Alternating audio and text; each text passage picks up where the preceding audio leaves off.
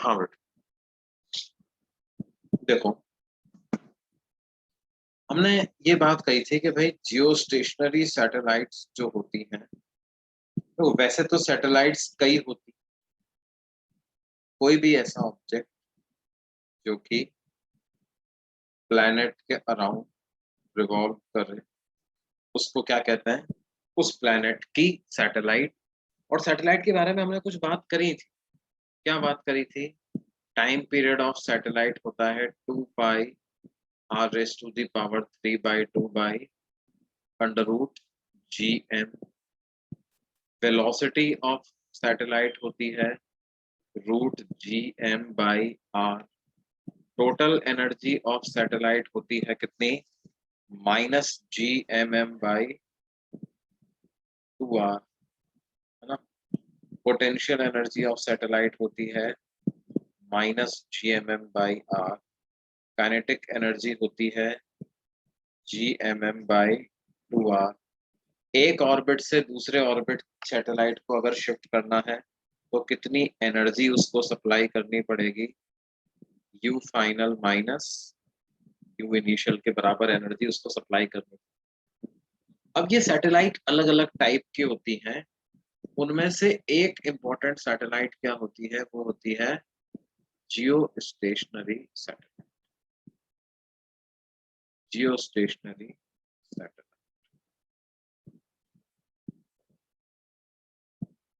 ये जियो stationery satellite क्या काम करती है बेटे? देखो, they are used for communication purposes.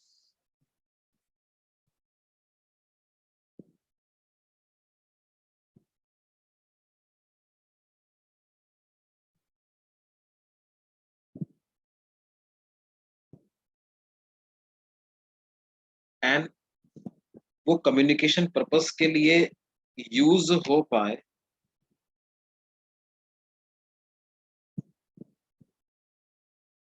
वो कम्युनिकेशन पर्पस के लिए यूज हो पाए, इसके लिए क्या है? द पोजीशन ऑफ सैटेलाइट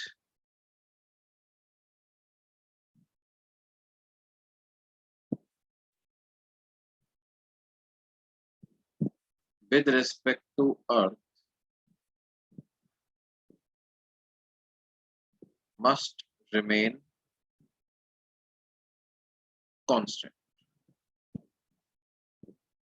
तभी क्या होगा? जो मैंने अपने घर की छतों पे जो मैं डिश लगाऊंगा, वो डिश सैटेलाइट से हमेशा सिग्नल रिसीव करता रहेगा। As earth rotates, satellite must also rotate, है ना। As earth rotates, satellite must also rotate with earth so that its position with respect to Earth remains stationary, and any dish on the Earth's surface always receives signals from this satellite। इस satellite से लगातार वो signal वगैरह receive करता। अर्थ तो rotate हो ही रहा है, तो सैटेलाइट को भी रोटेट होना चाहिए। सैटेलाइट रोटेट तो होता ही है, लेकिन position of satellite with respect to earth must remain constant. इसके लिए क्या होना चाहिए? ध्यान दो कि angular velocity of satellite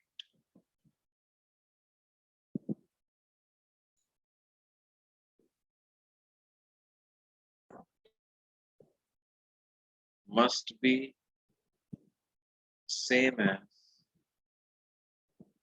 angular velocity of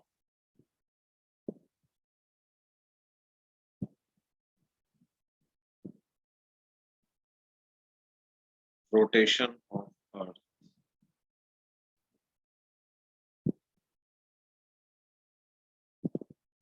about its axis।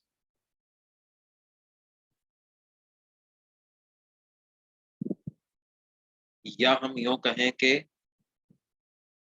Time period of rotation of satellite बराबर होना चाहिए किसके? Time period of rotation of earth, which is 24 hours. अब जब इस टाइम की वैल्यू अपन इस वाले एक्सप्रेशन में 24 आवर्स पुट करेंगे, जब हम इस टाइम पीरियड की वैल्यू इस एक्सप्रेशन में कितना पुट करेंगे 24 आवर्स, तो हमारे पास क्या आ जाएगा 24 hours is equal to 2 pi R की power 3/2 divided by under root G 2 pi R की पावर 3/2 डिवाइडेड बाई,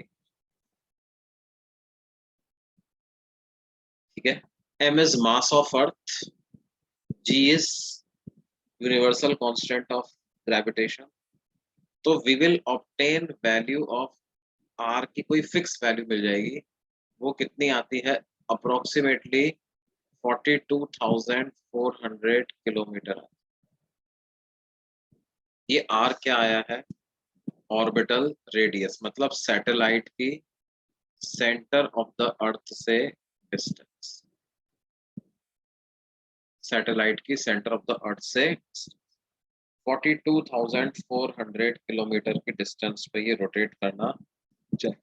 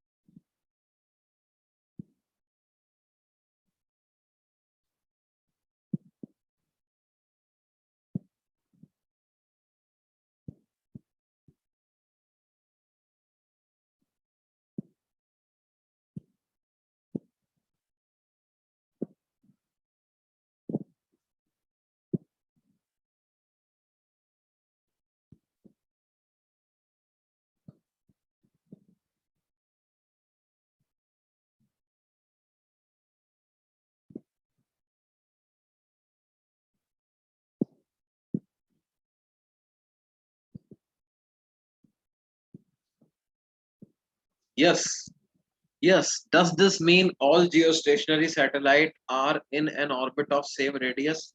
बिल्कुल। there are many geostationary satellite, there are many communication satellites around earth and all of them are moving in the same orbit। और देखो उनके बीच के टक्कर की सवाल ही नहीं है, क्योंकि सबकी सेम स्पीड है,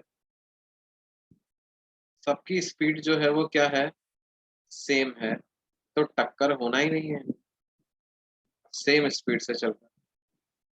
नो नो, क्या जीपीएस भी यही सैटेलाइट यूज करते हैं? नहीं बेटे, जी global positioning system uses different satellites, वो जियो स्टेशनरी नहीं होते, they are not geostationary, वो अलग सैटेलाइट्स होते हैं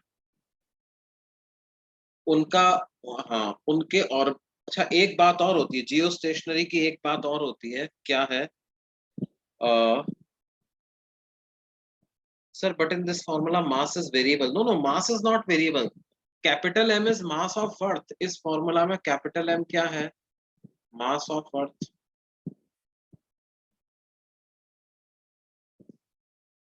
ठीक है।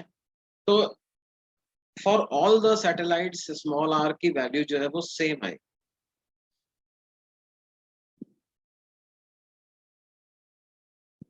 अच्छा ये स्मॉल आर है तो हाइट क्या आएगी? हाइट निकालने के लिए स्मॉल आर में से रेडियस ऑफ अर्थ सब्ट्रैक्ट कर दो, तो वो आएगा 42,400 में से रेडियस ऑफ अर्थ यानी 6,400 किलोमीटर सब्ट्रैक्ट कर दो आप, तो approximately 36,000 kilometre,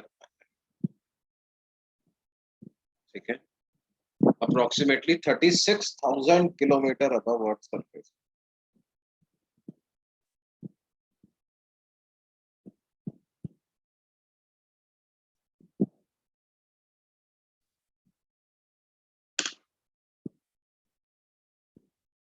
Sir, but GPS are capable of telling the current situation of roads, then how they do it? See, GPS is global positioning system, है ना? GPS का मतलब क्या होता है? It means global positioning system, and it this system uses 4 active satellites at a time.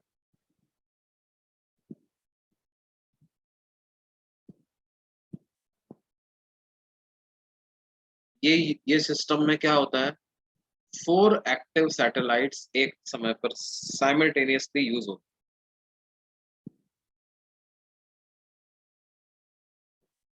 ठीक है? It uses 4 satellites simultaneously, है ना?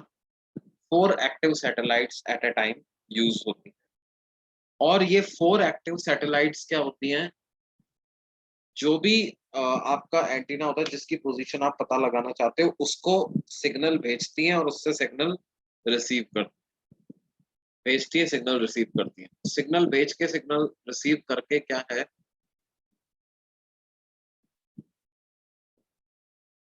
वो आपकी कोऑर्डिनेट्स पता लगाता है, मतलब लैटिट्यूड, लॉन्गिट्यूड, एल्टीट्यूड, 3 कोऑर्डिनेट्स होते हैं, लैटिट्यूड, लॉन्गिट्यूड, एल्टीट्यूड। तो वो on the basis of the time it takes for the signal to reach earth and come back, वो उनको खुद की पोजीशन तो पता होती है, वो आपकी पोजीशन पता लगा लेते हैं, वो सिग्नल भेजते हैं, सिग्नल रिसीव करते हैं, और इसके बेसिस पर क्या है, आपकी पोजीशन उनको पता चल जाती है। लेकिन उनको क्या है, एक at a time 4 active satellite use करनी पड़ती है, ठीक है? हाँ, ये जो ग्लोबल पोजीशनिंग सिस्टम जो है, ये बेसिकली क्या है, पोजीशन पता लगाने के लिए सिस्टम है, and it was developed by United states. Global positioning system was developed by United states.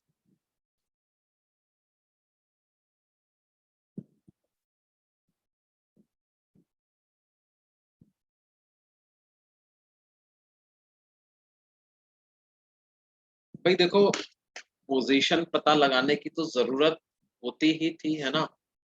कि ऑब्वियसली लेट्स से कि सी, ये सब क्या है, आइडियाज टाइम के साथ इवॉल्व हो जाते हैं बेटे, है ना? मतलब no one started using Google map directly. तो नहीं, नहीं, नहीं, देखो, ग्लोबल पोजीशनिंग सिस्टम में जो सैटेलाइट्स यूज होती हैं, वो डिफेंस पर्पस के लिए भी यूज होती हैं, है ना? डिफेंस पर्पस के लिए भी यूज होती हैं, and everything, the coordinates and all are shared by a server, a United States server, ठीक है? वो सर्वर जो होता है, वो तो यूनाइटेड स्टेट्स का ही होता है। That system is owned by United states. India has now, yes, मेरे ख्याल से एक ही साल हुआ है, 1 साल से हमारा पास भी अपना खुद का नेविगेशन सिस्टम है। हमारा जो सिस्टम है उसका नाम है NAVIC, नाविक। उसको हिंदी में नाविक होता है ना, नाविक। तो in this system is developed by India. Now, India is only the 3rd country in the world to have its own navigational satellites and navigational system. After America, China, India is only the 3rd country in the world to have its own navigational system. और इसकी जो जरूरत है, वो India को पड़ी थी, पता? अभी रिसेंटली जो है वो ऑपरेशन विजय दिवस निकला था, है ना? और ड्यूरिंग कारगिल वॉर ही इंडिया को इसकी जरूरत पड़ी थी। कारगिल वॉर के टाइम पे क्या हुआ था कि हमें एनिमी के कोऑर्डिनेट्स पता ही नहीं लग पा रहे थे, वो काफी ऊंची चोटी पर जाकर के बैठ गए थे, और उनके कैंप्स किन जगहों पे हैं, मतलब देखो, global positioning system, because it is owned by a 3rd country, वो 3rd कंट्री क्या होता है, कई बार बहाने लगा देता है, एंड स्पेशली अमेरिका तो थोड़ा सा पाकिस्तान के सपोर्ट में ही ज्यादा रहता है ना? तो वो चाहता है कि पाकिस्तान इस रीजन में थोड़ा सा पावरफुल बना रहे ताकि इंडिया पे हमेशा प्रेशर बनता रहे, है ना। तो एट दैट टाइम इंडिया को ये जरूरत फील हुई कि भाई क्या है, हमें अपना एक नेविगेशनल सिस्टम लॉन्च करना चाहिए। And they started working on it. उसमें कई सारी आपको एक बीच में एक सर्वर भी बैठता है जो कि ये सब सैटेलाइट्स के साथ कोऑर्डिनेट वगैरह करता होता। तो but now India has full fleshed नाविक सिस्टम, है ना। और अब जो है अपन जहाँ की चाहे कोऑर्डिनेट्स की पोजीशन वगैरह जो है वो पता लगा सकते हैं।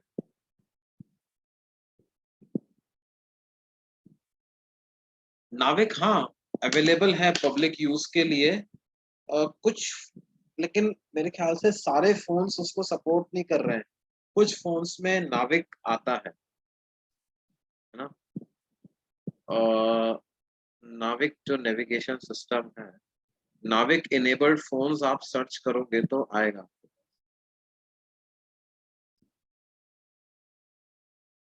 नाविक नीड्स स्पेशल हार्डवेयर।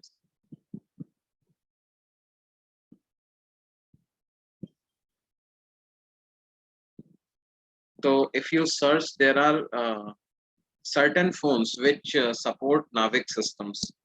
तो जैसे अभी आई जस्ट गूगल्ड इट और मेरे को पता चला कि Realme X50 Pro, iQOO3, इस तरह के कुछ फोन्स हैं। Realme 6 सीरीज, ये जो है ये नाविक सिस्टम को सपोर्ट करते हैं। उसका थोड़ा एक अलग हार्डवेयर की जरूरत होती है। नॉट ऑल फोन्स सपोर्ट नाविक।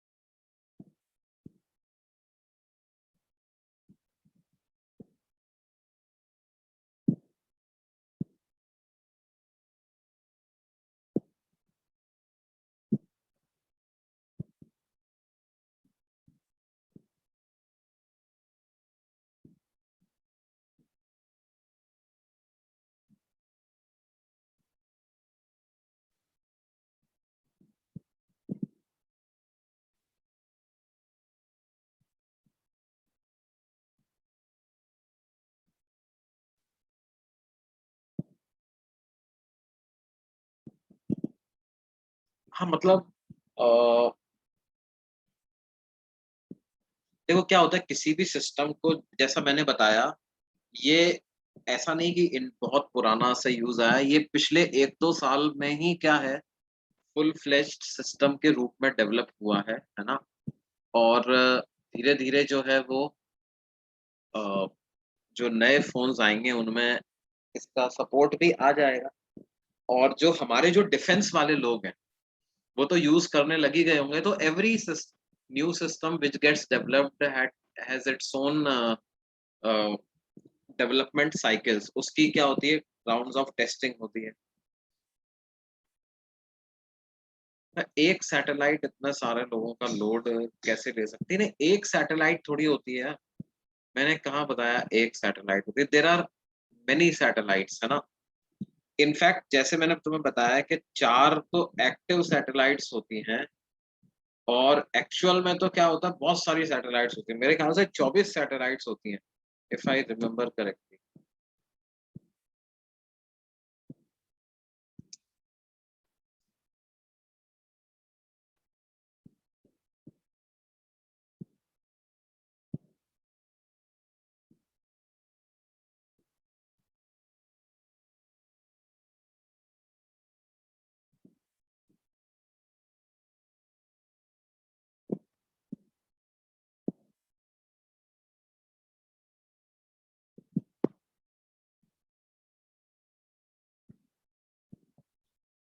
वो भी 24 भी क्या था, शुरू शुरू में हुआ करती थी। बाद में क्या हुआ बेटे, बाद में इसको मतलब और बेटर बनाने के लिए क्या किया गया 32 सैटेलाइट्स जो हैं वो, तो शुरू में ये जो जीपीएस सिस्टम का जो आइडिया आया था ना, वो मिलिट्री के काम के लिए ही आया था, ठीक है? मिलिट्री के काम के लिए आया था, और एक्चुअल में अगर तुम इसका सिस्टम देखा जाओ तो कुछ ऐसा होता है।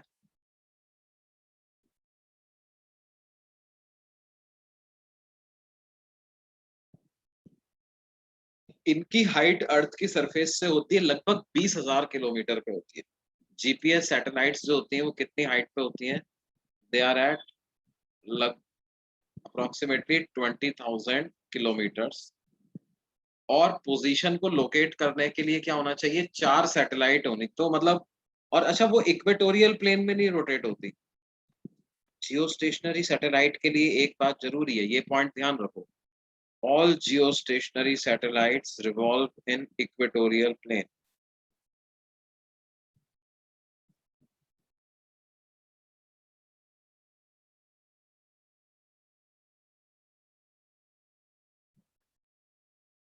सारी की सारी जियो स्टेशनरी सैटेलाइट्स जो हैं वो इक्वेटोरियल प्लेन में रिवॉल्व करते हैं, ये वाला जो,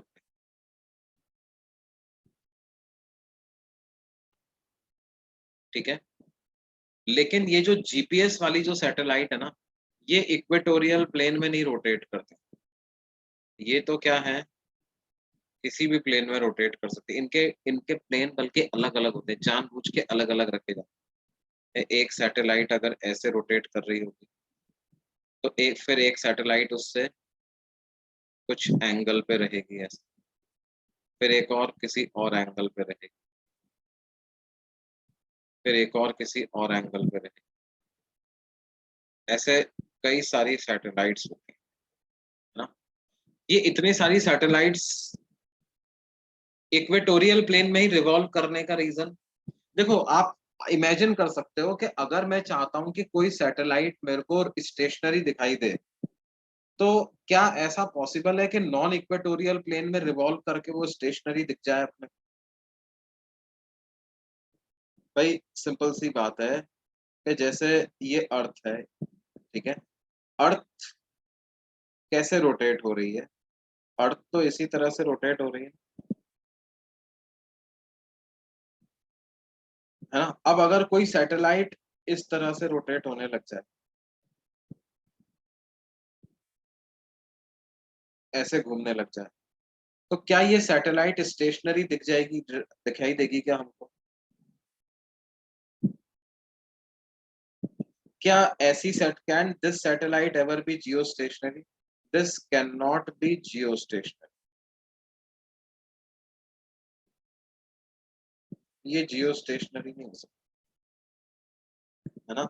जियो स्टेशनरी के लिए द प्लेन हैज टू, क्योंकि वो स्टेशनरी दिखाई नहीं देगी। जो मेन पर्पस था अपना कि पोजीशन चेंज, सर उस सैटेलाइट का रेडियस कम करके उसे एक प्लेन में रख के कर सकते हैं? नहीं कर सकते। कैसे कर सकते हो?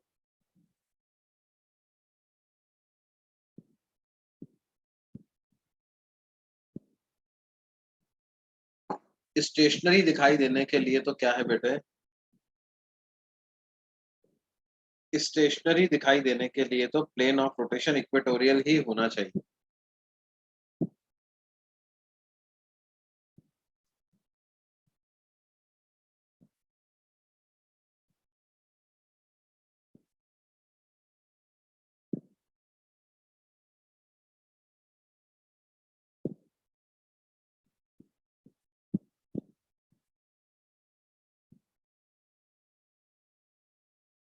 नहीं नहीं नहीं, किसको करना है?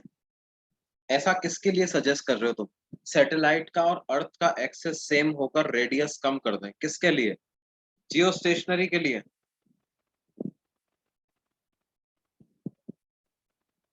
ऐसा किसके लिए सजेस्ट कर रहे हो तुम?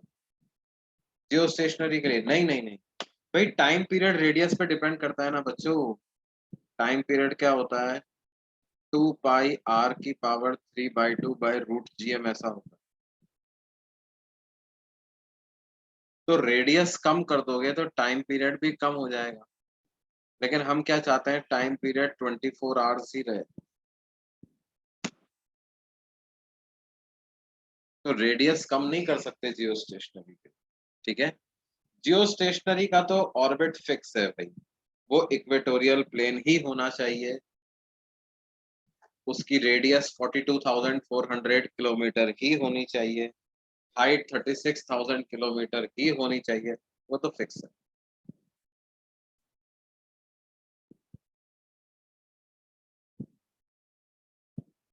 ठीक है।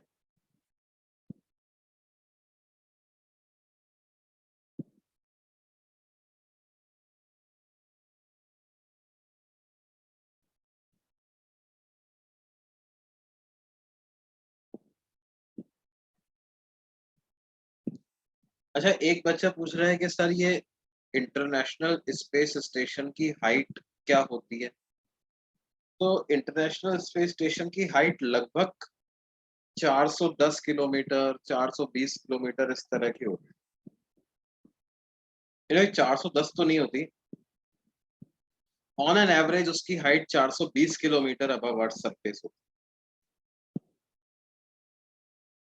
420 kilometer on an average its height is around 420 kilometer above earth's surface,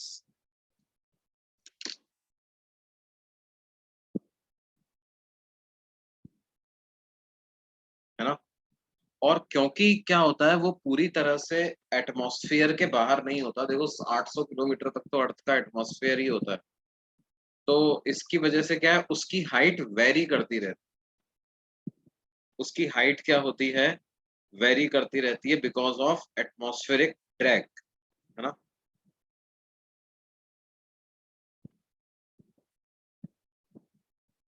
ये बात समझ में आती है।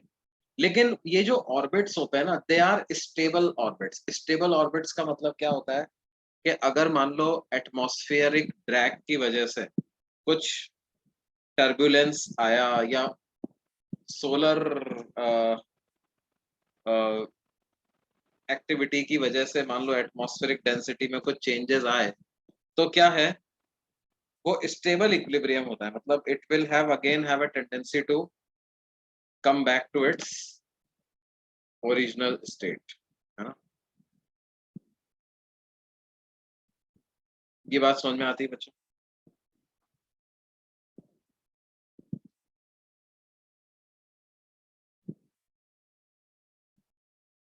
नहीं नहीं, मैं, मेरा एरोनॉटिक्स नहीं, मेरा तो ब्रांच है electronics, electronics and communication.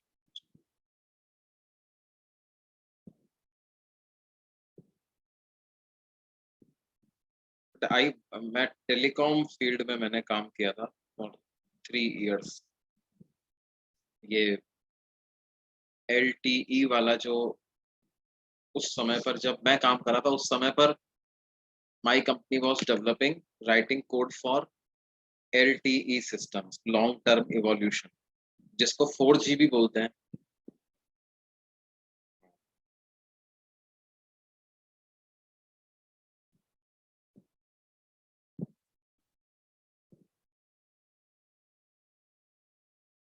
Electronics and communication में क्या पढ़ाया जाता है, देखो दो पार्ट हैं, जैसा कि ब्रांच का नाम है, इलेक्ट्रॉनिक्स एंड कम्युनिकेशन। तो इलेक्ट्रॉनिक्स में तो आपको क्या पढ़ाया जाता है, डिजिटल सर्किट्स पढ़ाए जाते हैं, ट्रांजिस्टर्स, अलग अलग तरह के transistor, junction field effect transistor, bipolar junction transistor, MOS, C MOS, कई सारे अलग अलग तरह के ट्रांजिस्टर्स पढ़ाए जाते हैं। फिर ट्रांजिस्टर्स के बाद आईसीज पढ़ाई जाती हैं, इंटीग्रेटेड सर्किट्स पढ़ाए जाते हैं, है ना। रोबोटिक्स भी उसका एक पार्ट होता है, कैसे कंट्रोल सिस्टम्स डेवलप किए जाते हैं। और VLSI, VLSI पढ़ाया जाता है। कई आईआईटीज में नैनो, माइक्रो इलेक्ट्रॉनिक्स और नैनो टेक्नोलॉजी भी पढ़ाई जाती है, जैसे IIT बॉम्बे में बीटेक विद ड्यूअल डिग्री होता है, तो उसमें माइक्रो इलेक्ट्रॉनिक्स में ड्यूअल डिग्री है। ये सब तो होता है इलेक्ट्रॉनिक्स का पार्ट, है ना। फिर इलेक्ट्रॉनिक्स के साथ साथ कंप्यूटर्स के बारे में भी कुछ कुछ पढ़ाया जाता है, मतलब जैसे कंप्यूटर आर्किटेक्चर पढ़ाया जाता है, कोडिंग भी थोड़ी बहुत सिखाई जाती है ना। कम्युनिकेशन पार्ट में क्या क्या पढ़ाया जाता है? कम्युनिकेशन पार्ट में आपको पढ़ाया जाता है यही सब, कंप्यूटर नेटवर्क्स पढ़ाते हैं, मोबाइल नेटवर्क्स पढ़ाते हैं, टेलीकॉम नेटवर्क्स पढ़ाते हैं।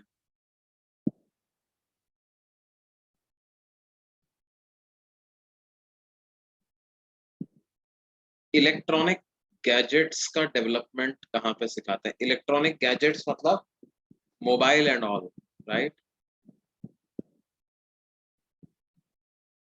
मोबाइल लैपटॉप्स, हाँ वो इलेक्ट्रिकल एंड इलेक्ट्रॉनिक्स जो ब्रांचेस होती हैं उसमें ये सब सिखाते हैं, ठीक है। But then obviously one gadget, एक गैजेट में क्या होता है, कई सारे अलग अलग कंपोनेंट्स होते हैं, है ना। तो कई सारे अलग अलग कंपोनेंट्स होते हैं, तो क्या होता है, काम डिवाइडेड होते हैं, मतलब तो एक आदमी होगा जो कि उसका सर्किट का डिजाइन करेगा ना, एक आदमी होगा जो कि उसमें एंटीना जो लग रहे हैं वो एंटीना के डिजाइन करेगा, ठीक है। फिर कोडर्स होंगे जो कि जो भी हार्ड वायरिंग उसमें कोडिंग हो रही होगी वो होगा। फिर डिजाइन वाले भी लोग होते हैं ना, चिप्स डिजाइन करने वाले भी लोग होते हैं। तो सबके अलग अलग काम होते हैं। लेकिन बीटेक में क्या होता है, बीटेक में आपको सबके बारे में थोड़ा थोड़ा जानकारी सबके बारे में देते हैं, है ना। बीटेक के बारे में थोड़ा थोड़ा सबके बारे में जानकारी देते हैं, फिर then on the basis of the knowledge that you gain there, आप तो किसी न किसी, या तो किसी न किसी कंपनी के साथ आप शुरू से ही जुड़ जाओ, और फिर उस कंपनी में धीरे धीरे किसी एक फील्ड के आप स्पेशलिस्ट हो जाओ, या दो तीन फील्ड के स्पेशलिस्ट हो जाओ, और फिर अपने एरिया ऑफ इंटरेस्ट के हिसाब से अपना करियर डेवलप करो। या कई लोग सोचते हैं कि अच्छा अभी मेरे को थोड़ा सा और नॉलेज गेन करना है, अभी उतना नहीं किया, तो then they go for higher studies also, masters या पीएचडी करने कुछ लोग चले जाते हैं। तो ये बेसिकली करियर पाथ इसी तरह से प्रोग्रेस करता है।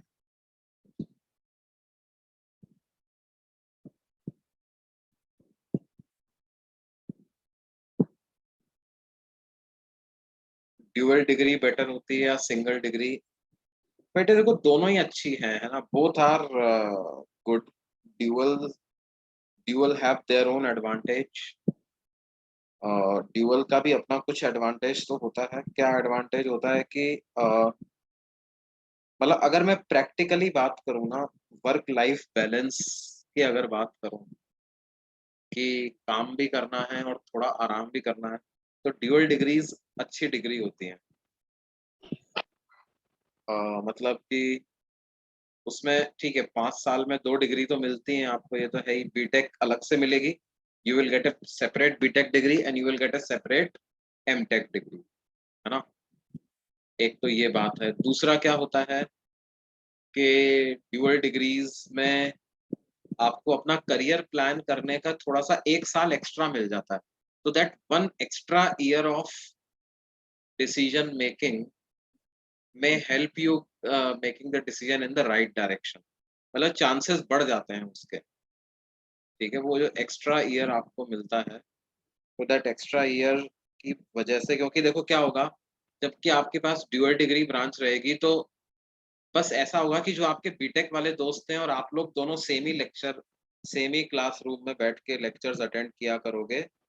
बस ड्यूअल डिग्री वालों के कुछ लेक्चर्स एक्स्ट्रा हुआ करेंगे, है ना।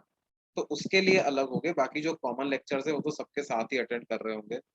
तो जब आप फोर्थ ईयर में रहोगे, तो उस समय पर क्या होगा, आपके कुछ बीटेक वाले दोस्त पास आउट हो जाएंगे, कुछ लोग जो हैं वो नौकरी करने लग जाएंगे, जॉब्स में चले जाएंगे, कुछ लोग जो हैं वो रिसर्च में चले जाएंगे, कुछ लोगों को जॉब्स भी अलग अलग तरह की जॉब्स में चले जाएंगे, है ना।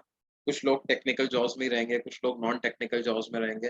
तो उनका जो 6-7 साल का, जो 6-7 महीने का जो एक्सपीरियंस रहेगा, या 1 साल का जो एक्सपीरियंस रहेगा, उस एक्सपीरियंस के थ्रू क्या है, व्हेन यू विल जब आप उनसे इंटरेक्ट करोगे तो आपको आइडिया लग जाएगा कि अच्छा ये मेरा दोस्त यूएस गया है कुछ रिसर्च करने, इसको क्या परेशानी हो रही है, क्या अच्छा लग रहा है, या जो जॉब कर रहा है उसको क्या परेशानी हो रही है, उसको क्या अच्छा लग रहा है, तो आप प्रोबेबली थोड़ा सा बेटर डिसीजन ले सकते हो। ड्यूअल डिग्री का ये एडवांटेज होता है ना। लेकिन कुछ लोगों को लगता है अरे सर 1 साल तो वेस्ट ही हो गया। मतलब वेस्ट क्या यार, देखो मैं तो ये कहता हूँ कि भाई अगर आपका करियर सही डायरेक्शन में चला जाए ना, तो आप 22 साल में या 22 and half, we can ask this with seniors as well. हाँ, बात आपकी सही है, देखो सीनियर से पूछना और दोस्त से पूछने में बहुत अंतर होता है बेटा, ठीक है? सीनियर्स में क्या है, अगेन इट डिपेंड्स ऑन के what kind of relation you have with your seniors. लेकिन दोस्त तो क्या होगा, दोस्त के मतलब कंपनी में कुछ गलत भी हो रहा होगा ना, तो he will share it with you. वो कहेगा अरे यार देख क्या है, मुझसे गलती हो गई। Senior might not be that comfortable to share that thing with you. वो तो ऊपर ऊपर से बात करेगा, हाँ ठीक है, अच्छा है, सब ठीक है, कुछ भी कर ले यार, सब बढ़िया है। दोस्त के साथ तो आप क्या है, उससे लड़ झगड़ के उसको कैसे भी उससे आप सच उगलवा ही लोगे, मतलब उसकी लाइफ अगर थोड़ी बर्बाद भी चल रही है तो आपको पता चल जाएगा कि हाँ यार, ये वो खुद ही बता देगा, मतलब दोस्ती में ऐसा नहीं होता। सीनियर्स के साथ थोड़ा-सा गैप आ जाता है, तो अब but then again it depends, it's a personal skill. कई लोग ऐसे भी होते हैं कि सीनियर्स से भी सच उगलवा लेते हैं, तो then again it's a personal skill, matter of choice. लेकिन क्या है, ठीक है, मतलब ड्यूअल डिग्रीज़ और अच्छा कुछ लोगों के लिए ड्यूअल डिग्री इसलिए भी अच्छी साबित हो जाती है कि थोड़ा मान लो उनको हायर स्टडीज़ वगैरह में जाना है, या लेट्स से कि कुछ लोगों का ऐसा होता है यार एमबीए वगैरह करना है, तो थोड़ा-सा 1 साल मिल जाता है, मतलब पास 5th ईयर जो होता है वो जनरली थोड़ा-सा चिल आउट टाइप का ही होता है। बहुत ज़्यादा मेहनत का काम नहीं होता उसमें, तो आप मतलब अपना बाकी एग्ज़ाम्स वगैरह ठीक से प्लान कर सक। तो ख़ैर ठीक है, अपन ये लोग ये सारी बातें अपन बाद में कर लेंगे, है ना? अभी अपन गलत दिशा में चले गए थोड़ी देर। ज़रूरी है, इम्पोर्टेंट है बातें, लेकिन ये ठीक है, आज थोड़ा बता दिया, बाकी फिर बाकी दिन के लिए बताएँगे। अच्छा, अभी मैं क्या बता रहा था, तो जियो स्टेशनरी सैटेलाइट की कंडीशन समझ में आ गई ना? आपसे कोई पूछे कि जियो स्टेशनरी सैटेलाइट की कंडीशंस क्या-क्या हैं? तो पहला, इक्वेटोरियल प्लेन में ही रोटेट होना चाहिए। दूसरा, टाइम पीरियड 24 आवर्स ही होना चाहिए। रेडियस जो है वो कितना होना चाहिए, 42,400 किलोमीटर ही होना चाहिए। अच्छा, कुछ सैटेलाइट्स होते हैं जो कि कम्युनिकेशन पर्पस के लिए यूज़ नहीं होती। जैसे मान लो वेदर मॉनिटरिंग सिस्टम्स वाली जो सैटेलाइट्स, वेदर मॉनिटरिंग सिस्टम, वो सैटेलाइट्स क्या हैं? वो सैटेलाइट्स वो लो लो ऑर्बिट्स में रोटेट करते, लो ऑर्बिट्स अराउंड अर्थ सरफेस, लो ऑर्बिट्स अराउंड अर्थ सरफेस वो रोटेट। वेदर मॉनिटरिंग सिस्टम्स, उनका टाइम पीरियड कम होता है, उनका टाइम पीरियड लगभग 2 आवर्स, 2.5 आवर्स इस तरह का उनका टाइम पीरियड होता है। मतलब वो दिन में अर्थ के कई चक्कर काट लेती है ना? उसी तरह से जो स्पाई स्पाई वाली सैटेलाइट्स होती हैं, जो कि जासूसी करने के काम आती है, वो भी क्या होती हैं? वो भी लो ऑर्बिट्स में रोटेट करती हैं। उनको क्या है, अलग-अलग एंगल से अर्थ की इमेजेस लेनी होती हैं, है ना? अलग-अलग एंगल से अर्थ की इमेजेस लेनी होती हैं, तो उनके लिए तो ज़रूरी है कि क्या हो, वो अलग-अलग समय पे अलग-अलग पार्ट ऑफ अर्थ के ऊपर हों। और इतनी 36,400 किलोमीटर से तो इमेज लेना बहुत मुश्किल है ना? वो ये देखना चाहते हैं भई किस जगह पर कैसा कंडीशंस बन रही हैं, क्या हो रहा है, तो उसके लिए उनका लो ऑर्बिट रहना ज़रूरी है। ऐसी सैटेलाइट्स को पोलर सैटेलाइट्स भी बोलते हैं, वो पोलर प्लेन्स में रोटेट करते हैं। Such satellites they rotate in polar planes.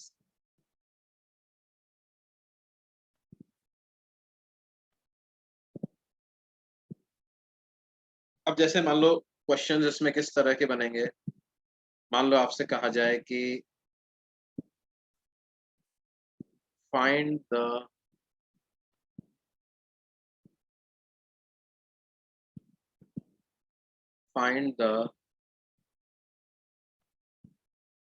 height of a satellite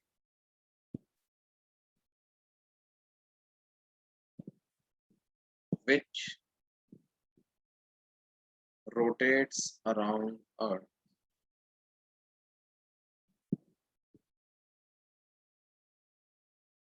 with a time period of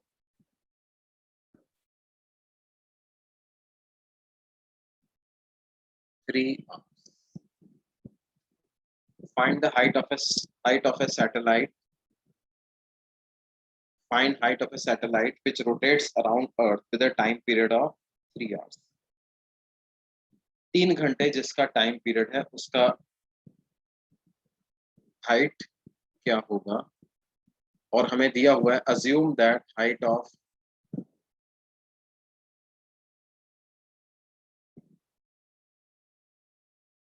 geostationary satellite as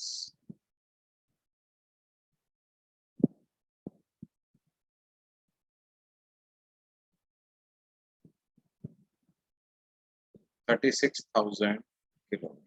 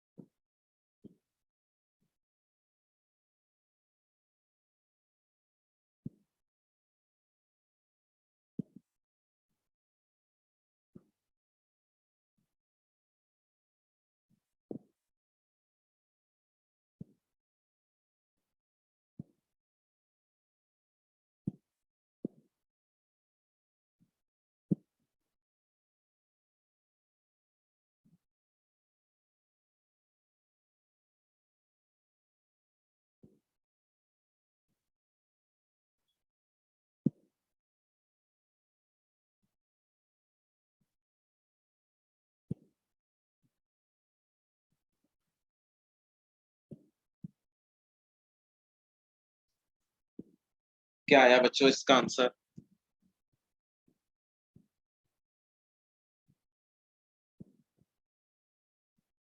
देखो कैसे करेंगे।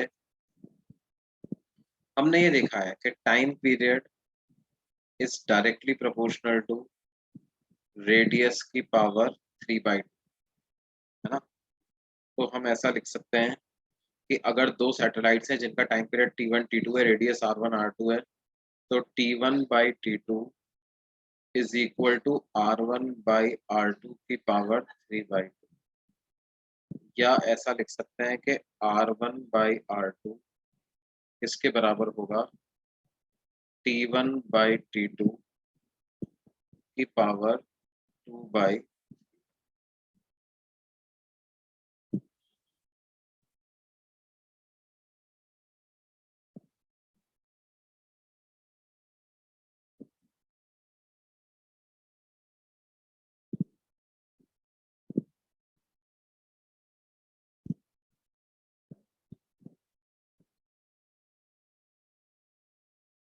ठीक है बच्चों, अब जैसे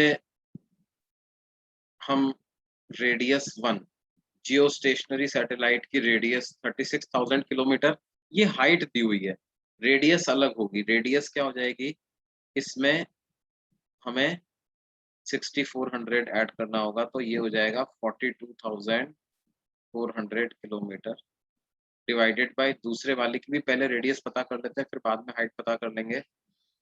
जियो स्टेशनरी का टाइम पीरियड 24 है, इसका 3 आवर्स है, की पावर 2/3, तो क्या हो जाएगा 42,400 divided by R2 is equal to 8 की पावर 2/3।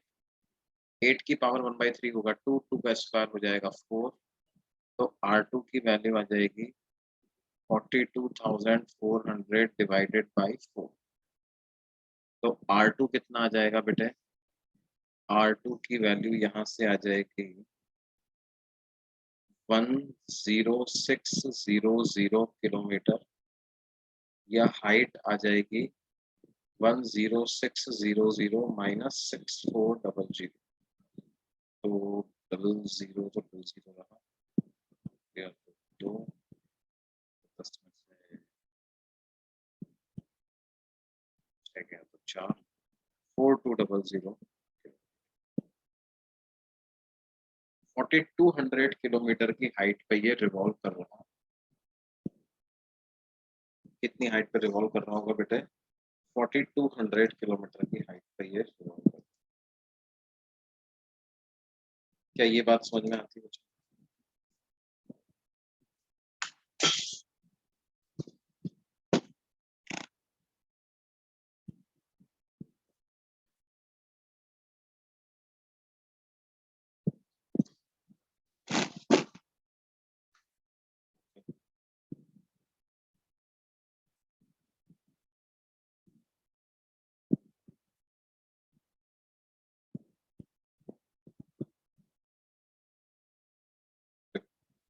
जैसे मान लो कहा जाए कि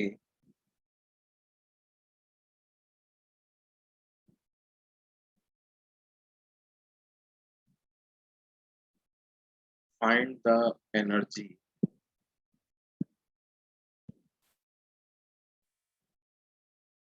that must be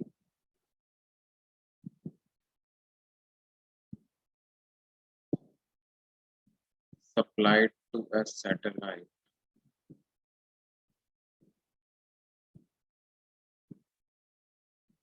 to shift it from an orbit at a height of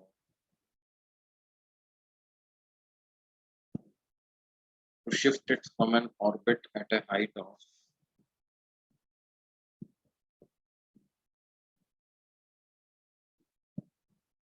2 r 2 3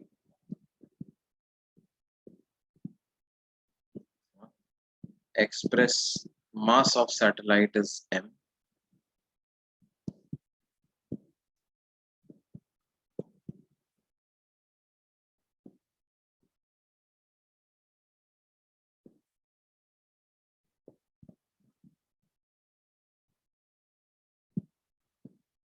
radius of earth is capital,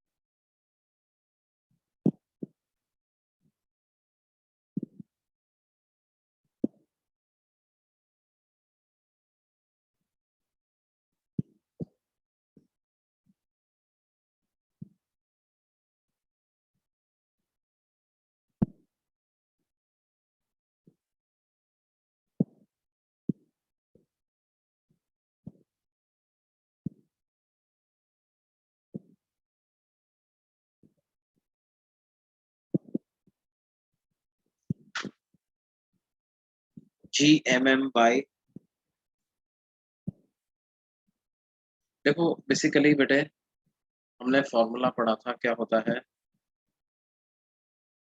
कितनी एनर्जी सप्लाइड का फॉर्मूला होता है, energy supplied is basically final potential, final total energy minus initial total,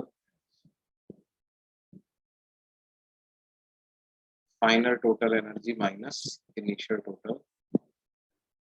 final total energy क्या होगी, minus G capital M small M by 2r final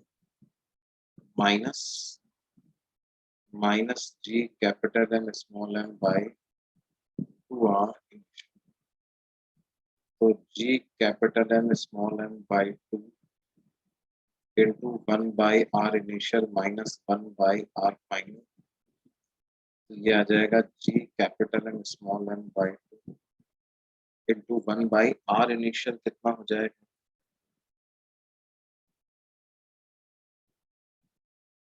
3r, और are final कितना हो जाएगा 4r। तो ये क्या आ जाएगा बेटे, G capital M small M by 24।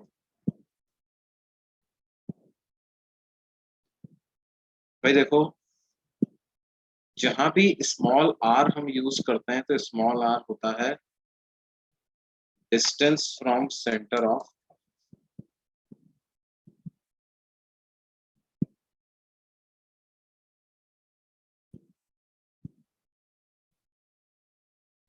और हाइट की जहां तक बात की जाती है तो हाइट कहाँ से नापी जाती है,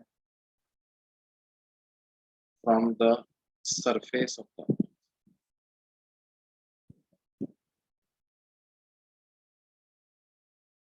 हाइट कहाँ पे से नापी जाती है, फ्रॉम द सरफेस ऑफ,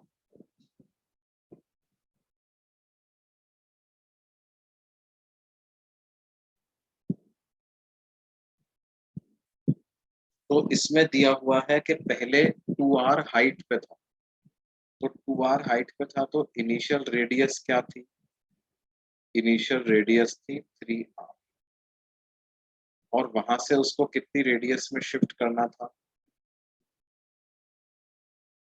वहां से उसको शिफ्ट करना था कितनी रेडियस में, 4r रेडियस में।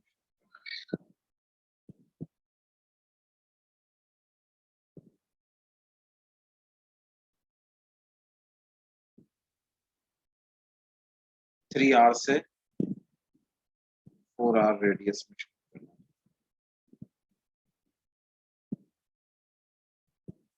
3r रेडियस से 4r रेडियस, तो कर दिया भाई हमने, 3r से 4r रेडियस में शिफ्ट कर दिया। ये समझ में आया बच्चों, और सबने आंसर अलग अलग निकाल दिए, किसी ने GMM/6r निकाला, किसी ने GMM/12r निकाला, एक बच्चे ने GMM/24r निकाला, बाकी सबने अलग अलग।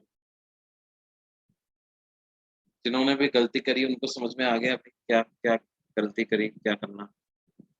मेरे को लगता है कुछ लोगों ने तो इस वाले 2 की गलती करी होगी, है ना, कुछ लोगों ने हाइट को रेडियस में कन्वर्ट नहीं किया हो, ठीक है, उसकी वजह से ये अलग अलग आंसर आ रहा है।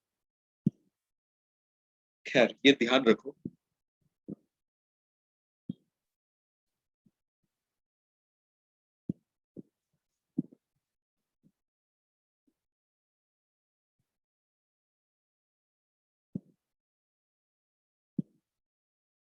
अच्छा,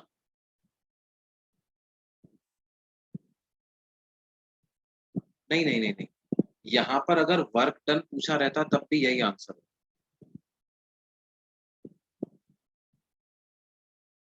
क्योंकि देखो क्या है, देखो मैंने बताया था work done equal to change in potential energy तब होता है जब चेंज इन काइनेटिक एनर्जी 0 हो, है ना, और अगर एक सैटेलाइट ऑर्बिट में घूम रही है तो उसकी काइनेटिक एनर्जी को आपको चेंज करना ही करना पड़ेगा, उसकी काइनेटिक एनर्जी में चेंज आपको करना ही पड़ेगा, याद है। क्यों? क्योंकि ऑर्बिटल स्पीड भी तो रेडियस पे डिपेंड करती है। Root G M by R होती है ऑर्बिटल रेडियस। काइनेटिक एनर्जी भी ऑर्बिटल रेडियस पे डिपेंड करती है, G M M by two R. तो आपको इस केस में, because you don't have a choice, you don't have a choice, you will have to change its, क्या, you will have to change its kinetic energy as well। तो इसलिए कैसे calculate करेंगे हम? Final total energy minus initial total energy करके ही इसको calculate करेंगे। Final total energy minus initial total energy करके ही इसको हम कैलकुलेट करेंगे बच्चों।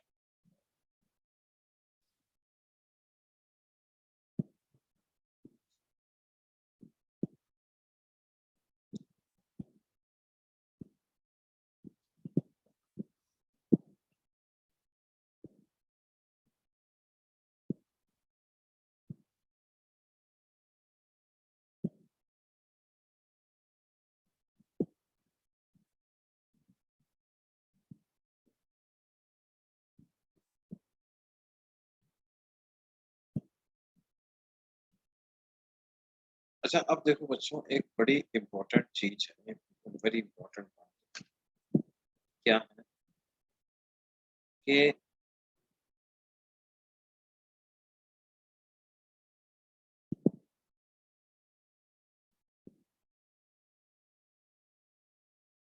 जैसे मान लो कि एक सैटेलाइट के लॉन्चिंग मैंने आपको समझाई थी क्या है। वैसे देखो, काफी सारी अलग अलग स्टेजेस उसमें होती हैं, है ना। लेकिन मोटे मोटे तौर पे क्या करते हैं कि ऑब्जेक्ट को अर्थ की सरफेस से लेके गए, है ना, और अर्थ की सरफेस से लेकर के जाकर के जिस भी ऑर्बिटल रेडियस में स्टैब्लिश करना है वहां ले गए। फिर वहां पे जाकर के उसको जो भी root G M by R velocity की वैल्यू बनती है, वो वेलोसिटी सैटेलाइट को दी, and it gets established in the,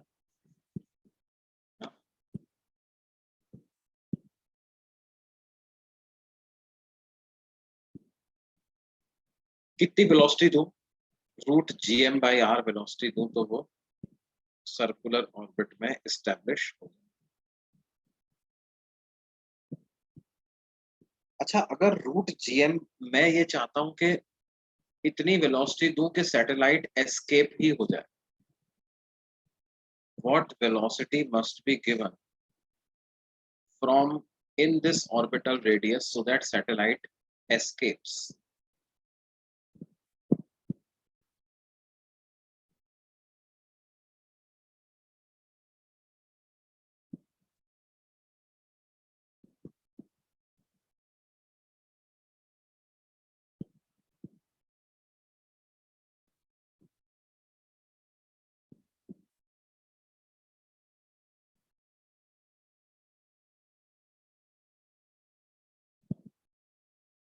तो वो उसका क्या आंसर आएगा मुझे? क्या वेलोसिटी दें इस जगह से कि ये सैटेलाइट एस्केप कर जाए? एस्केप कर जाए मतलब इंफिनिटी तक पहुंच जाए।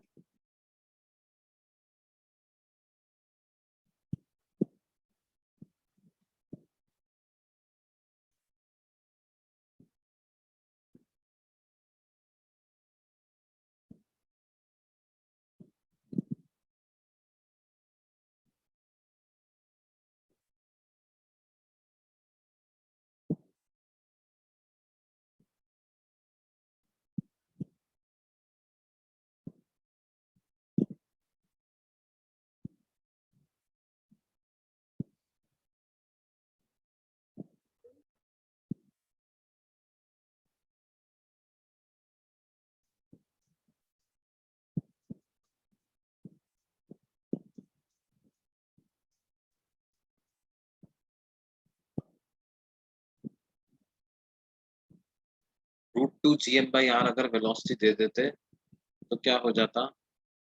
ये एस्केप ही कर जाता, है ना। Root G M by R के साथ वेलोसिटी मतलब टोटल एनर्जी नेगेटिव होती है। Root two G M by R पे टोटल एनर्जी जीरो होती है ना। अगर मैं velocity root G M by R से तो ज्यादा दूं लेकिन velocity root two G M by R से कम दूं तो क्या होगा?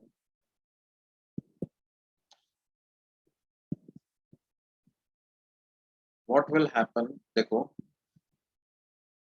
इसमें ये बात अपन ध्यान रख सकते हैं। केस 1 क्या है, अगर velocity exactly root GM by R के बराबर तो सर्कुलर ऑर्बिट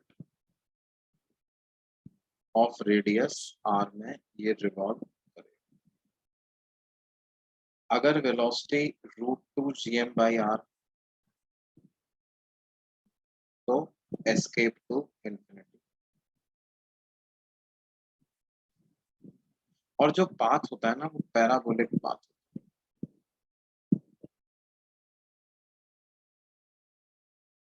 अगर velocity greater than root two GM by R हो तब भी पाथ कैसा होगा, तब भी वो एस्केप टू इंफिनिटी कर जाएगा, लेकिन पाथ कैसा होगा, हाइपरबोलिक। इस केस में total energy less than zero होती, यहाँ पे total energy equal to zero होती है। इधर की बात करें तो total energy greater than zero, ऐसा होता है।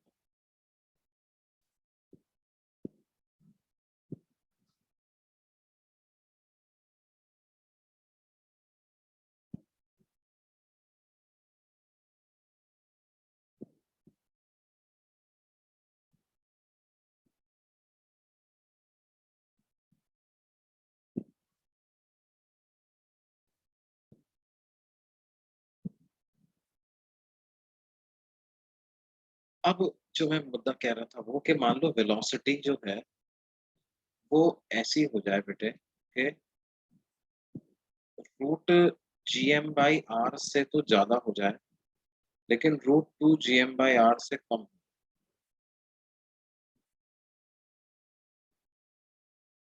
या मैं यूं कहूँ कि root two GM by R से कम हो जाए तो क्या होगा,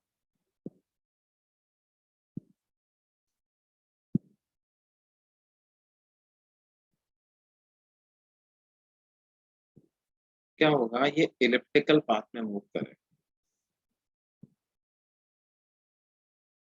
path becomes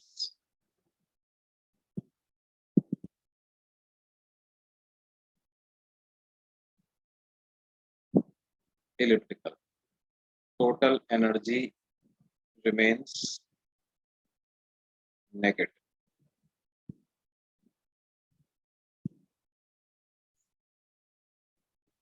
Path becomes elliptical. Total energy remains negative. Sir root GM by R से तो बड़ा होना चाहिए। रूट जीएम बाई आर से छोटे पे भी इलिप्टिकल पाथ होता है, तो वो circle is a special case of ellipse, है ना। हाँ सर। आई बात समझ में? मतलब इसके बाद पाथ इलिप्टिकल ही होता है, bus route GM by R पे क्या हो जाता है, इलिप्स की मेजर एक्सिस और माइनर एक्सिस बराबर हो जाती है, बस इतना ही अंतर। वो कह है वो एक तरीके का इलिप्स ही मान लो। Yes sir.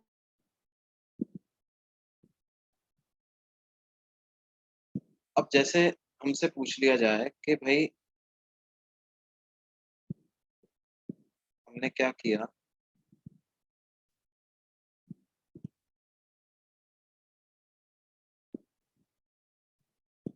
ऐसे ये अर्थ है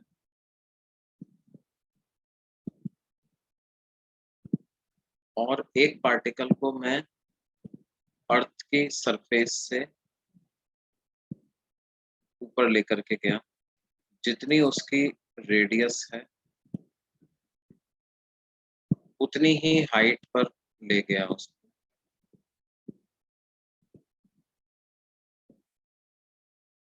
और वहां से ले जाकर के हमने उसको क्या किया, टेंजेंशियल डायरेक्शन में कुछ वेलोसिटी प्रोवाइड करी v नॉट।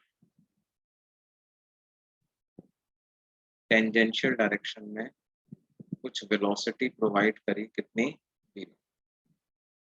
तो हमें पता लगाना है कि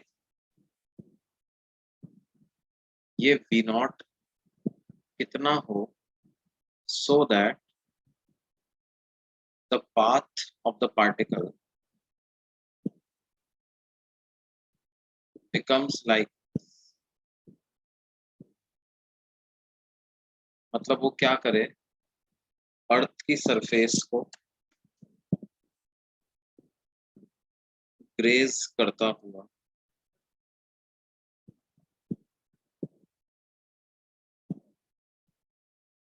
अर्थ की सरफेस को ग्रेस करता हुआ और वापस इस तरह find we know so that the particle moves in an elliptical path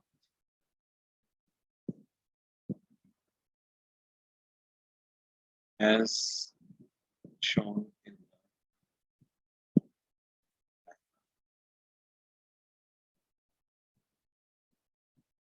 moves in an elliptical path as shown in the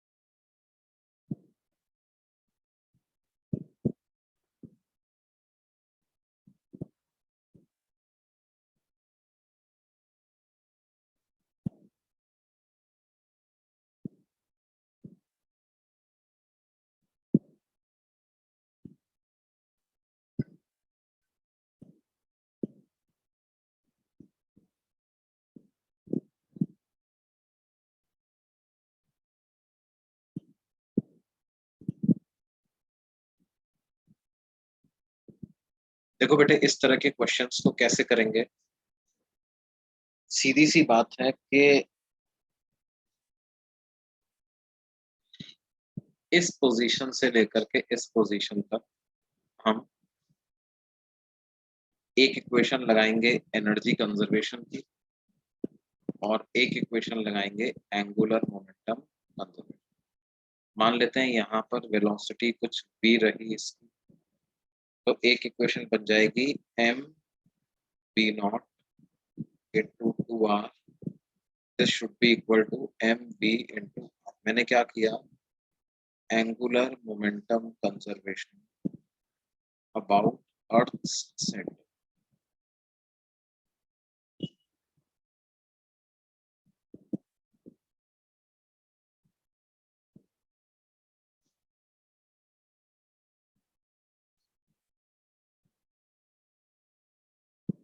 क्यों? क्योंकि देखो इसके मोशन के दौरान इस पार्टिकल पर जो भी फोर्स लग रहा होगा क्या वो सेंटर ऑफ द अर्थ से ही पास होगा। ग्रेविटेशनल फोर्स ऑफ अर्थ जो लग रहा होगा वो सेंटर ऑफ द अर्थ से ही पास होगा।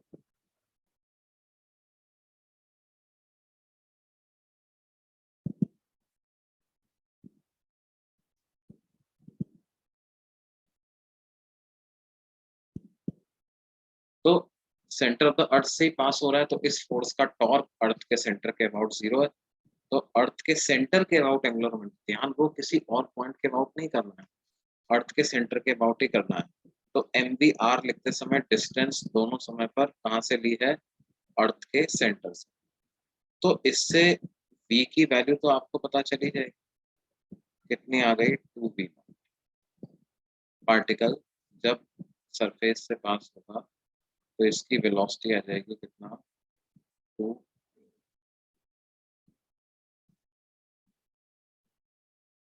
और हम क्या करें, इनिशियल पॉइंट से फाइनल पॉइंट तक एनर्जी कंजर्वेशन,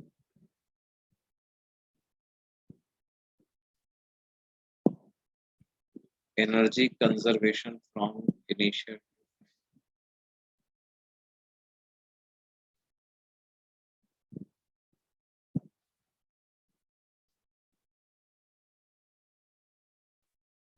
तो क्या हो जाएगा, half M B not square minus G capital M small M by R equal to half, sorry, R plus R 2r equal to half M B square minus G capital M small M by capital. तो क्या हो जाएगा, M से small M से small M से small M cancel होगा, v को 2v not रखते हैं, तो v not square by 2 minus G capital M by 2r, v को 2v नॉट रखो तो 4v नॉट स्क्वायर बाई 2 को 2v not square minus G M by capital. तो ये जी एम बाई आर में से जी एम बाई 2r चला गया, तो क्या बच गया, G M by 2r equal to 2v not square minus v not square by 2। तो 4v naught square minus v not square by 2 यानी 3v नॉट स्क्वायर बाई, तो क्या वैल्यू आ जाएगी बेटे, v नॉट की वैल्यू आ जाएगी under root G M by 3r, G M by,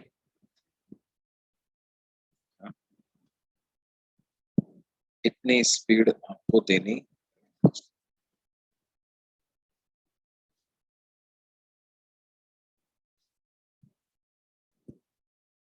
तो इस तरह का इलिप्टिकल पाथ में वो मूव करेगा।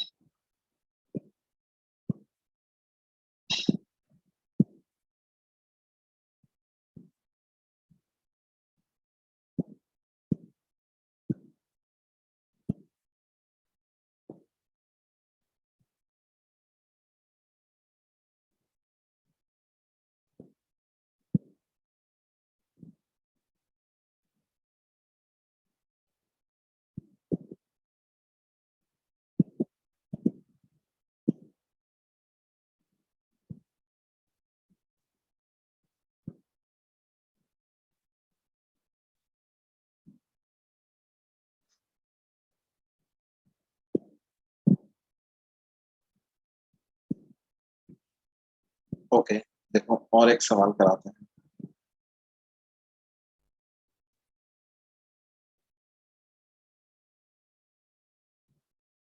तो सेकंड स्टेप में आरएचएस में 4v नॉट नहीं आएगा, मैंने कुछ गलती किया है क्या,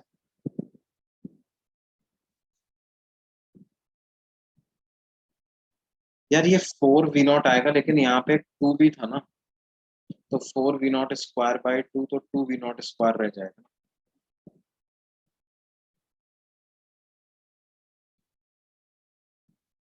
समझे तुम, v को क्या रखेंगे, 2v नॉट, तो एक, इसलिए मैंने,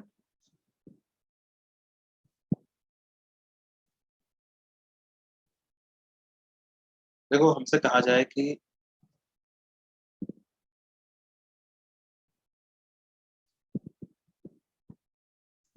एक ऑब्जेक्ट को मैंने क्या किया, अर्थ की सरफेस से थ्रो किया, और रेडियस है, अर्थ है, कैपिटल है, मास है,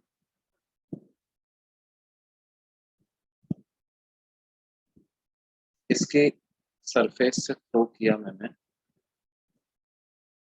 and at an angle of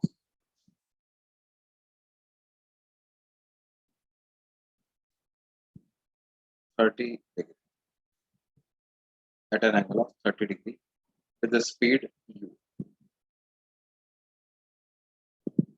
Find maximum height attained by the object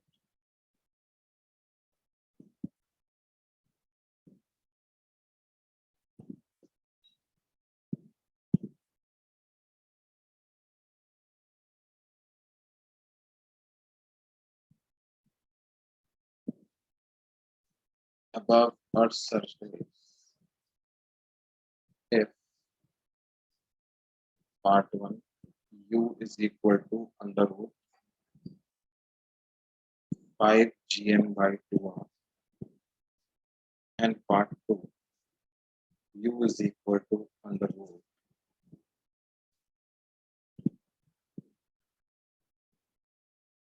gm by capital.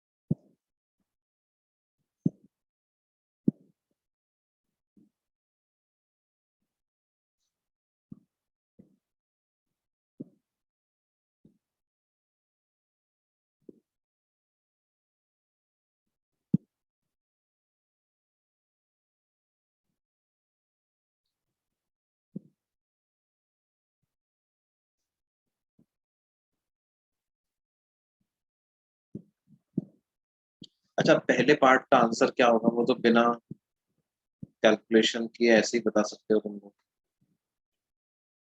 पहले पार्ट का आंसर क्या होगा, जल्दी बताओ। वेरी गुड, वेरी गुड, एक सही आंसर है। वेरी गुड, एक और सही है, एक और सही है।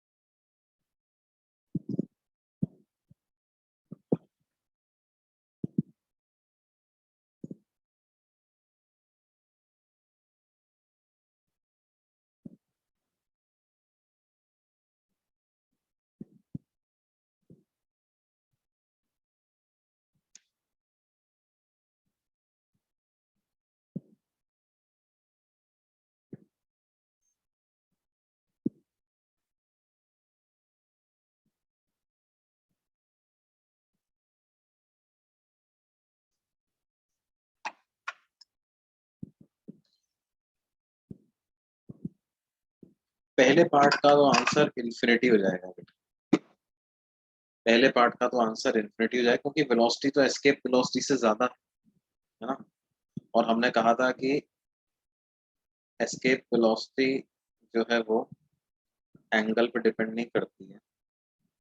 तो पहले पार्ट का आंसर तो it is straightforward that it is going to B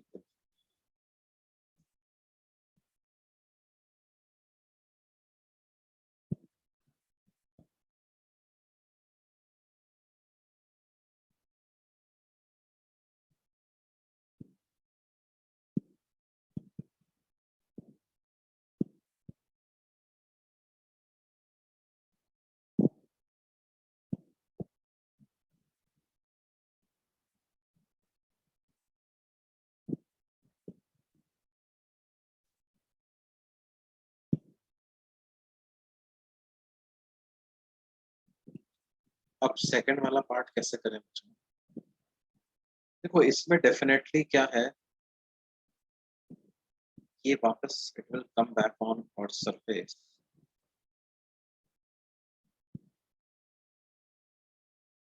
और कितनी मैक्सिमम हाइट तक जाएगा ये पता करने के लिए हम क्या करें, एंगुलर मोमेंटम कंजर्वेशन और एनर्जी कंजर्वेशन का कॉम्बिनेशन यूज करेंगे।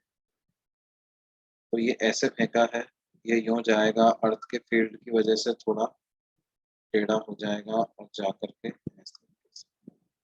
या ना भी गिरे, आगे का पता नहीं क्या होगा, लेकिन एक टाइम जरूर आएगा जब इसकी वेलोसिटी ऐसे हो जाएगी, मतलब टेंजेंशियल डायरेक्शन। उस समय पर इसकी हाइट डेफिनेटली मैक्सिमम। तो हम क्या करें, एनर्जी कंजर्वेशन और लीनियर मोमेंटम कंजर्वेशन से इसको पता लगा सकते हैं।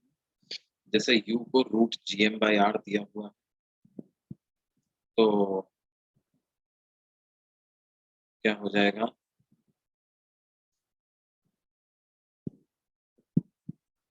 m u r sin 30, यहाँ पर वेलोसिटी p मान लेते हैं, this is equal to M B into R plus H. तो वहां पर वेलोसिटी जीरो नहीं होगी मैक्सिमम हाइट पर, क्या होगा, because it has some angular momentum, तो मैक्सिमम हाइट पर भी कुछ एंगुलर मोमेंटम तो होना चाहिए ना, तो that velocity can not become zero. तो ऐसी एक इक्वेशन बनेगी, या यू आर बाई टू बराबर हो जाएगा v into R plus H. This is equation number 1। या इसको थोड़ी देर के लिए आप स्मॉल r ही मान लो, थोड़ा सा आसान हो जाएगा, U R by two is equal to v into small r। अगली इक्वेशन एनर्जी कंजर्वेशन की, तो half M U square minus G capital M small M by R is equal to half mv square minus g capital M small m by small r। तो half M U square, U को तो G M by capital R रख दीजिए, minus G capital M small M by R equal to half M V square. Let V square की value यहाँ से put कर दें, U square capital R square, U square capital R square upon कितना बेटे, two small R का minus G capital M small M by small R. U square की value भी पुट कर देते जी एम बाई आर, ये जो यू स्क्वायर है इसकी जगह हटा करके मैं लिख रहा हूँ कितना, जी कैपिटल एम बाई, तो एक यहाँ से ये कैंसिल हो जाएगा, जी एम एम से जी एम एम से जी एम एम से जी एम एम, ये कैंसिल हो जाएगा, 1/2r माइनस 1/r, तो ये वैल्यू आ जाएगी माइनस 1/2r, और ये किसके बराबर आ जाएगा,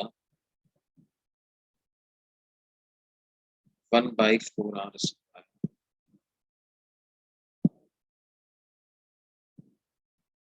माइनस 1 बाई,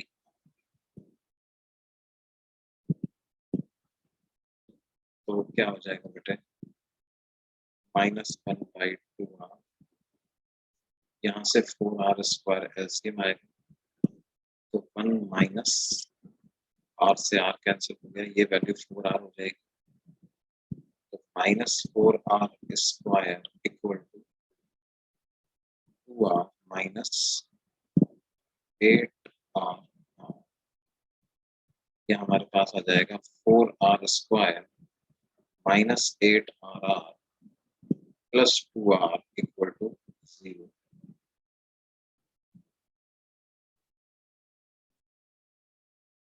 1/8r स्क्वायर किधर आएगा भाई,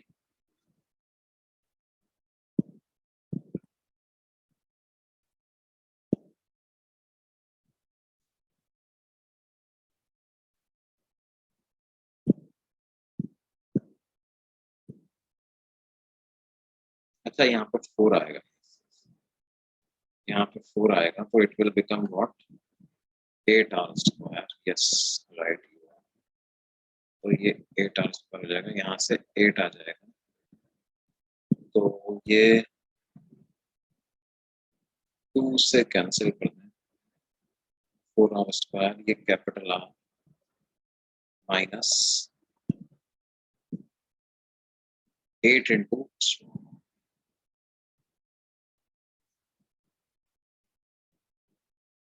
तो हमारे पास क्या आ गया 4r square minus 8r plus capital R equal to, तो स्मॉल r की क्या वैल्यू आ जाएगी minus B plus minus under root of B square minus 4ac divided by 2। तो ये आ जाएगा 8r plus minus under root of 64r square minus 16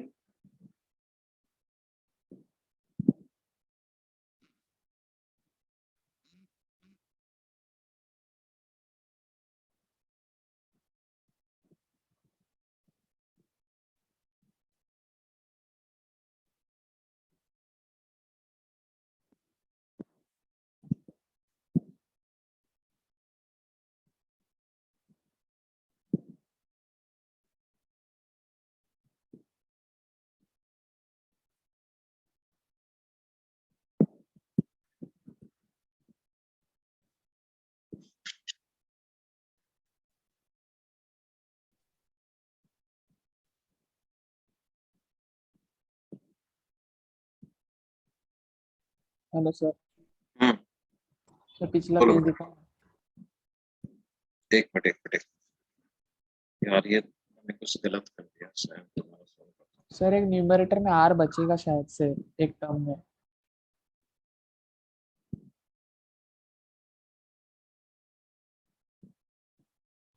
sir वो जो फाइनल काइनेटिक एनर्जी है ना, उधर आर बचेगा, वो आपने आर पीछे नहीं लिखा था।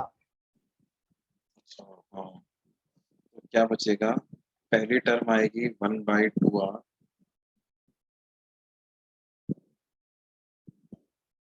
Minus 1/r equal to 1/r/8r square. Okay, ये ऐसा आएगा r/8r स्क्वायर माइनस 1 बाई, तो 1/2r माइनस 1/r, तो ये तो हो जाएगा -1/2r, और यहाँ से 8r स्क्वायर हम एलसीएम ले लें तो इधर आ जाएगा कैपिटल R, और एक स्मॉल r से एक स्मॉल r कैंसिल होकर के इधर आ जाएगा 2 4 8, ये उधर चला जाएगा तो -4r square equal to r square minus 8r। तो हमारे पास क्या इक्वेशन हो जाएगी 4r square minus 8r plus r square equal to 0। तो r की क्या वैल्यू आ गई -b plus minus under root of B square minus 4ac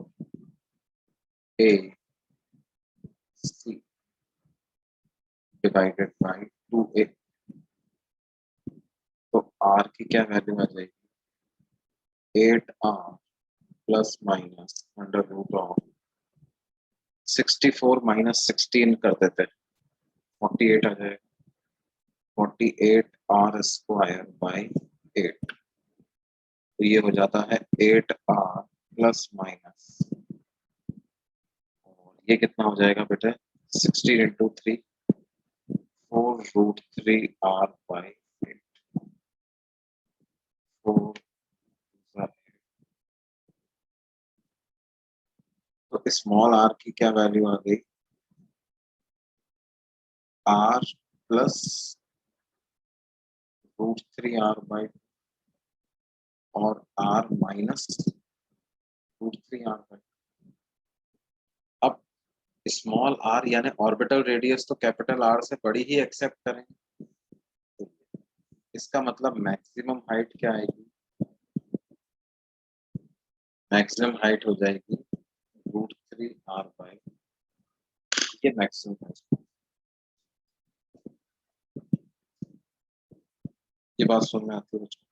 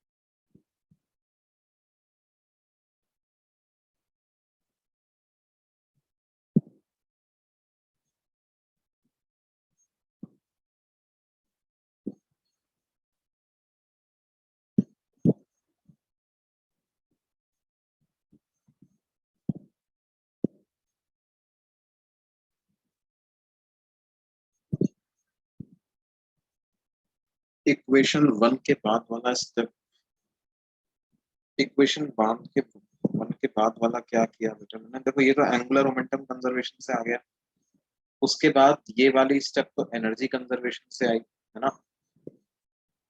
इसमें यू की वैल्यू जो हमें यहाँ पे दी हुई थी, ये √Gm/r, वो यू की वैल्यू सब्स्टिट्यूट कर दी, और v को इक्वेशन 1 से इक्वेशन 2 में पुट कर दिया, u capital R/2r, u capital R/2r, तो हाफ mv² को क्या लिख दिया, u² कैपिटल R का स्क्वायर बाई 4r², और u² की वैल्यू पुट कर दी Gm/r, और बस फिर उसके बाद सॉल्व किया।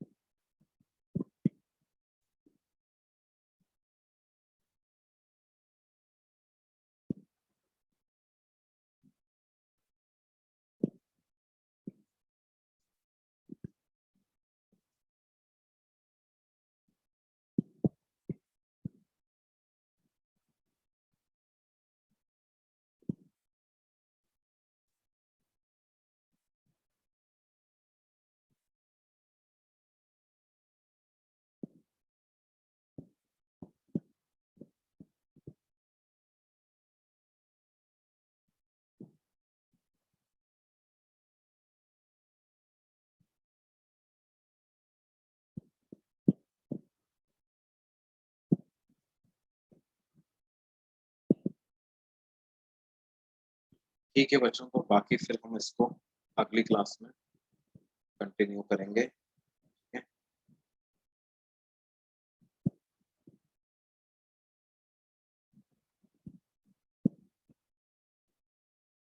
इलेक्ट्रोस्टैटिक्स की शीट कंप्लीट करते रहिए भाई आप लोग।